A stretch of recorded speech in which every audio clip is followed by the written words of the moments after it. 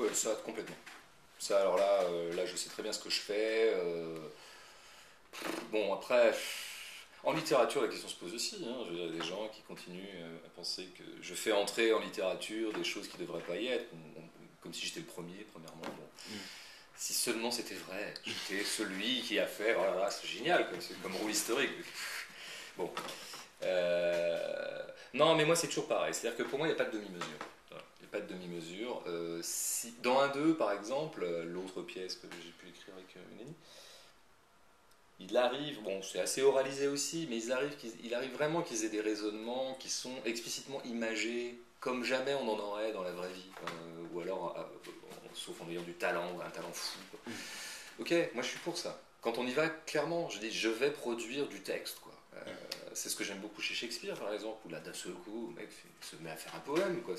C'est dans l'action, tout ça. Le mec, pendant 20 lignes, parce qu'on voit bien que Shakespeare aimait ça. Bon. Donc allons-y gaiement, il n'y a pas de problème. En revanche, si je veux un minimum capter du réel, et je pense que qu'il le veuille ou non, c'est l'objectif de 99% des artistes. Après, il faut s'entendre sur le réel, mais l'objectif de véracité, tout le monde l'a. On ne place pas la même véracité partout. Le débat qu'il y aurait entre moi et d'autres, ça serait que je pense que la façon dont parle quelqu'un est une composante essentielle de lui. Et que donc, machin parle pas comme truc, quoi, et que c'est fondamental. Et que si je veux un minimum typer mes personnages, en tout cas saisir la quintessence des uns et des autres, ah bah ça passe par une réflexion sur mais comment il parle, quoi. Mais comment il parle, mais au millimètre, quoi. C'est-à-dire que quel mot il peut utiliser, dans le problème, très clairement, moi j'ai un problème avec les nœuds, qui est toujours l'exemple que je prends parce qu'il est fondamental. À l'oral, personne dit les nœuds. Moi j'aime pas beaucoup cette voiture. Je connais pas beaucoup de gens qui disent je n'aime pas beaucoup cette voiture. Même des gens qui ont bac plus 1000 comme tout le monde ici et plein d'autres, je n'aime pas beaucoup, j'aime pas beaucoup cette voiture.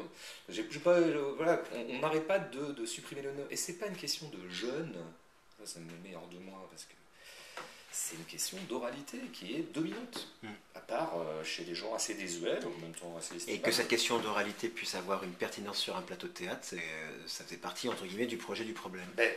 Moi, ce que je veux, c'est saisir ces personnages. J'ai essayé de leur faire avoir une attitude qui me paraît conforme à ce que pourrait être leur psychologie, ce que pourraient être leurs identifiants sociologiques, etc.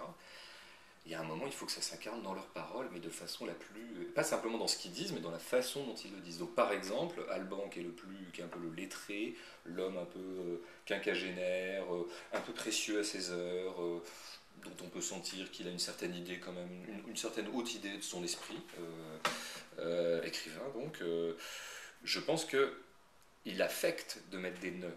Non pas à titre de cuistrerie, mais parce que spontanément et inconsciemment, ça fait autorité. Quand des gens veulent parfois dire des choses un peu autoritaires et pontifiantes, revient chez eux une espèce de langue académique. Donc lui, il utilise des nœuds, par exemple.